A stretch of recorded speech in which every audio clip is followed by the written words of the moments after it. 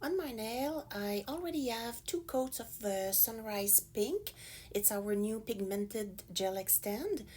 Since I did that manicure last night, I will buff the surface of my nails and cleanse them just to make sure that I don't have any oil residue or soap residue on my nail.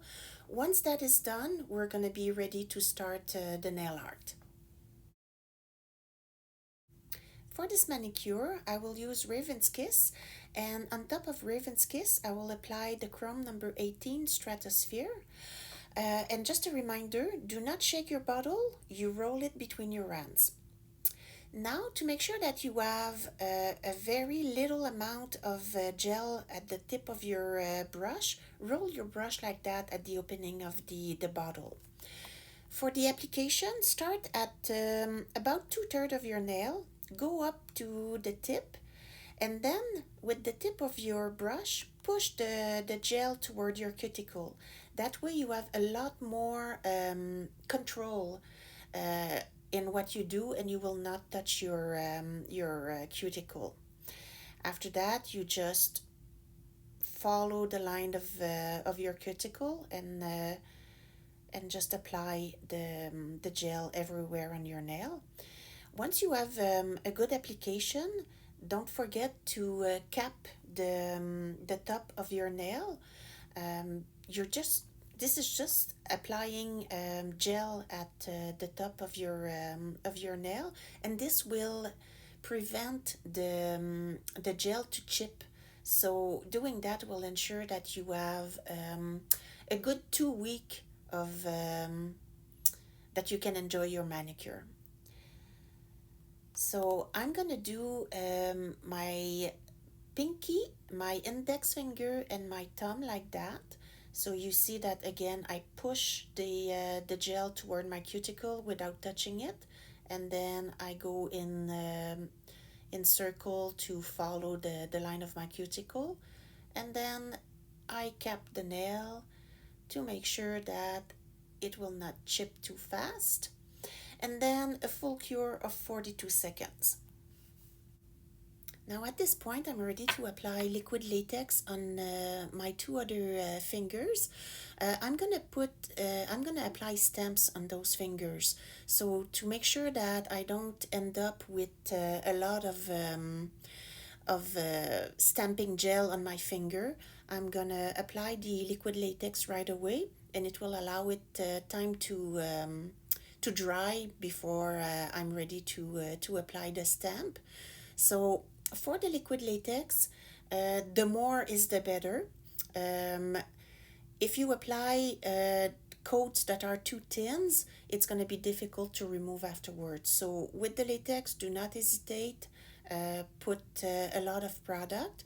The beauty of the GelMoment liquid latex is that it's change color when it's dry, so you'll know when it's ready. So I'm going to apply a bit more just to make sure that it's easy to remove. And then we are ready to continue with the second coat of the Raven's Kiss. So as soon as my second coat is applied on my pinky and my index finger, I'm gonna run the fingers under the lamp, and as soon as it's out of the lamp, I will apply my chrome over the Raven's Kiss.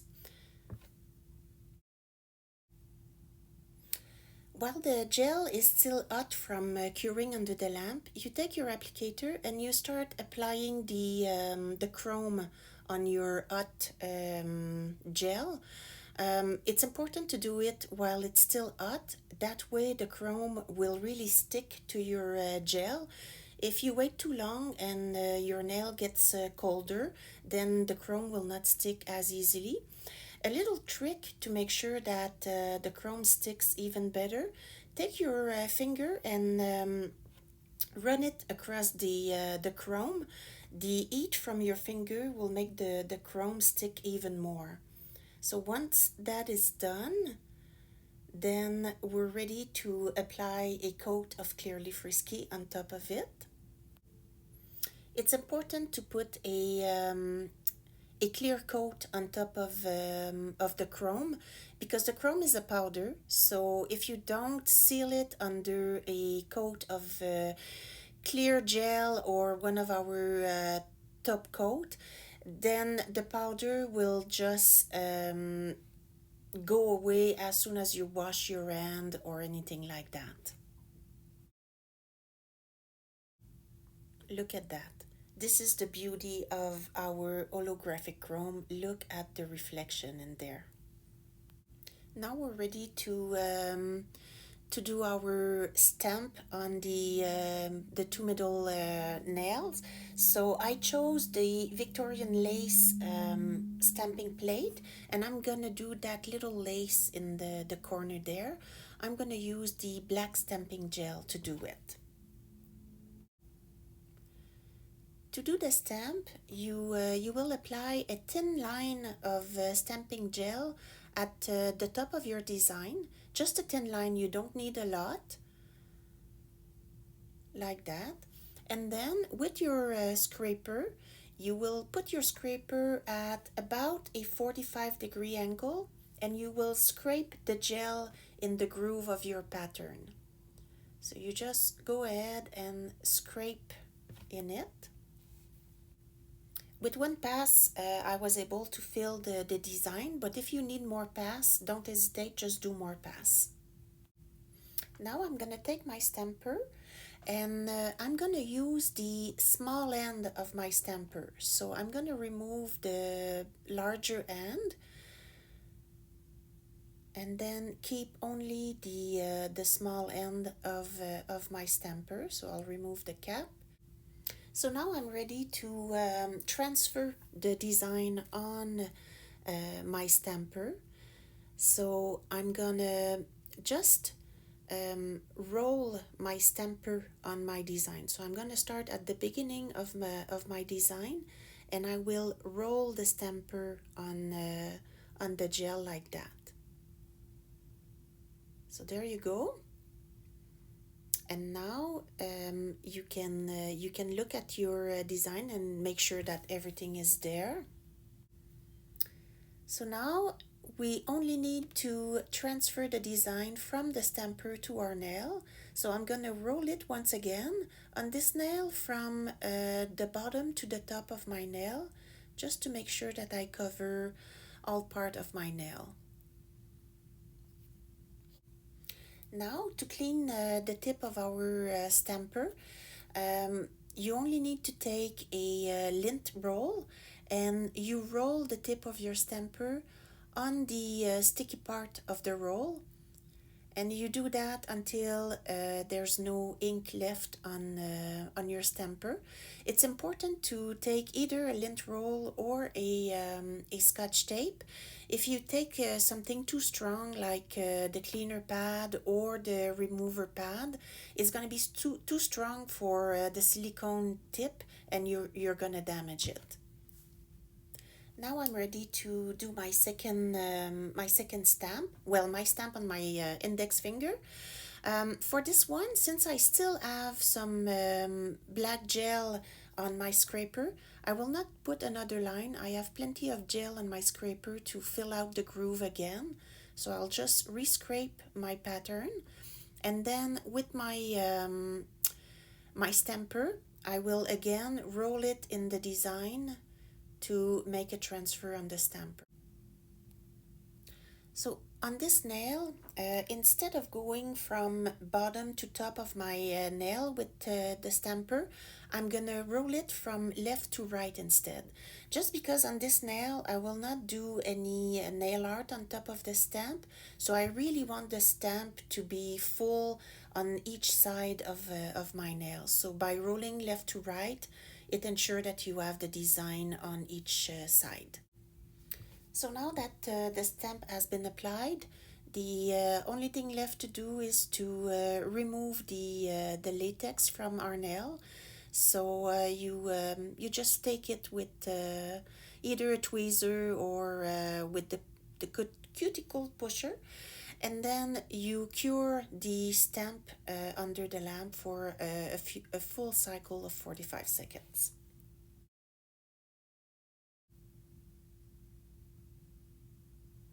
So this is how it looks after the stamp is done.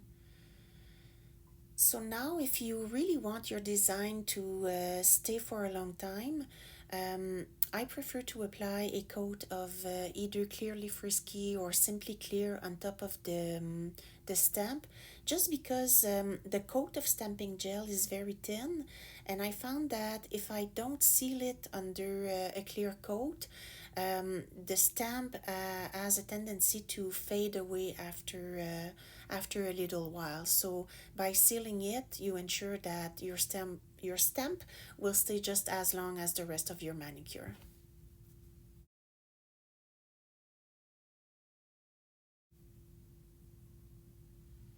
Okay, so now we're ready to start our design on our ring finger. So I'm gonna put a bit of Raven's Kiss on my scraper. You could just as well put the Raven's Kiss directly on your mat, but because I'm filming, it's easier if I do it on the scraper. I then I can take it and remove it from my working space. And now I'm gonna grab my long striping brush. So it's the longer one of the three, and it's the brush number 10. There we go. When your brush is clean, and it's you use it for the first time, it's important to really wiggle it in the gel, just to ensure that every air is coated with gel. And once you're sure that all air are coated, you just draw some line like that, just to bring back all the air together. So there we go.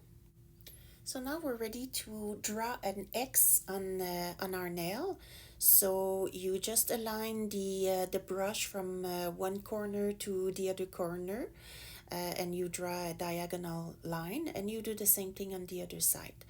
The beauty of the gel is that if you're not happy with your lines, you just erase them and start over. But if you're happy with your line, then give them a quick 10-second cure, just so you don't lose your design, and then we're ready to continue drawing what we need to do. And now to draw the my X, I'm gonna use one of our new small brushes, just so it's gonna give me more control of where I want to draw in my X. The fact that my X is small, I feel like the smaller brush will give me more control where the space is really thin. So just like we did with the liner brush, we wiggle the brush in the gel to ensure that each air is coated with gel, and then you remove the excess gel from your brush. Okay, so now we're ready to draw the exterior part of our X. So with the small brush, I'm gonna come and really just put gel in the exterior, the left and right part of the X. And you can see that it's a lot easier with the small brush. I have a lot more control. But there's still a little part where I feel like the brush might be too big to really fill out the thinner part. So for that, no big deal. I just go back with my striper brush and fill out the places where I was not able to reach with the small brush.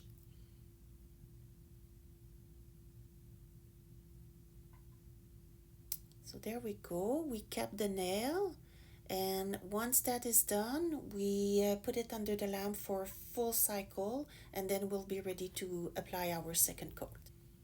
So now we're ready to apply the second coat. We're gonna apply chrome over that second coat, so it's important to make sure that you really um, put Raven's Kiss everywhere so the chrome will adhere properly. And then you give it a full cure, and after that we're gonna be ready to apply the chrome. Now that the finger is fresh out of the lamp, we will take the thinner part of the chrome applicator, and we will apply the chrome only on the part that we have covered with the Raven's Kiss. And the fact that this part is warmer than the rest of the nail, you will see that the chrome adhere stick a lot more to that part of the gel. So now, before sealing the chrome under a coat of clearly frisky, I will apply my jewel instead, and then I will seal under the clearly frisky.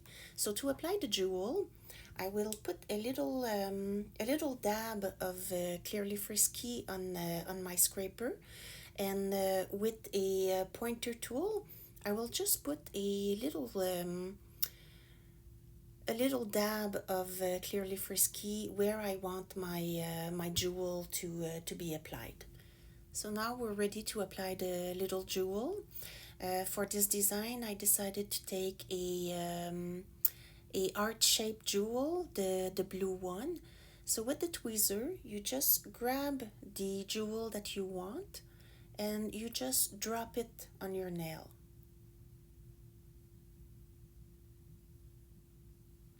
So there we go, we just drop it on the nail, anywhere on the nail, it doesn't matter. And then we bring it where we had our clearly frisky. And because the clearly frisky is still wet, we can continue to place the jewel the way we want it. So if it's crooked or not exactly where we want it, we just do some touch up until we're satisfied. Once we're satisfied, we place it under the lamp just to make sure that the clearly frisky will seal the jewel in place. Now that the clearly frisky has hardened under the jewel, now it's time to seal the chrome that we have. So again, with the clearly frisky, we're gonna apply a coat of clearly frisky all around the jewel, and doing that will also put a little border of clearly frisky around the jewel, and it will solidify it a lot more on the nail. I find that if we only apply clearly frisky under the jewel, it doesn't last as long as if we also apply clearly frisky all around the jewel. You can put clearly frisky on top of the jewel, but then you will lose some of the aspect and the shyness of the jewel. So I prefer to go around, but that way it's gonna last a lot longer.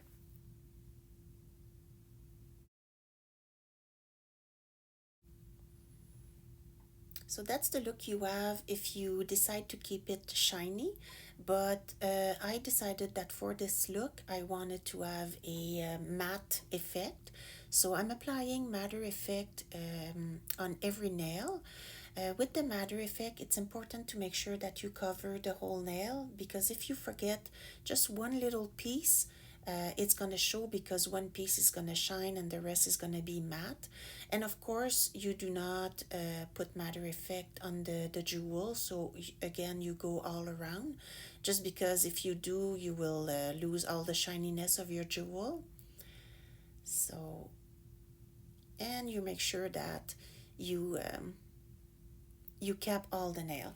Also with the matte effect, apply a thin coat. If you apply a too thick coat, it's gonna burn under the lamp. It gets very hot under the lamp. It will not burn you, but it will be uncomfortable. So just make sure that you apply a thin coat of matte effect.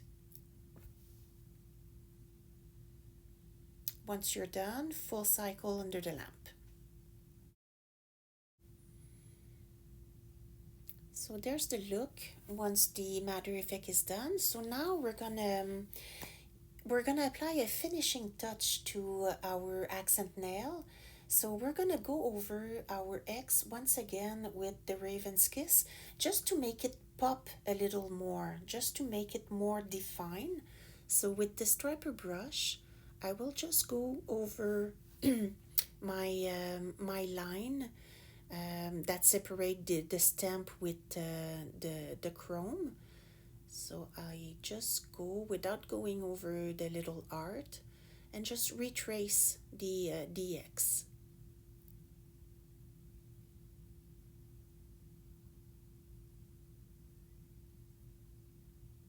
And now we're going to do the two top lines. There we go.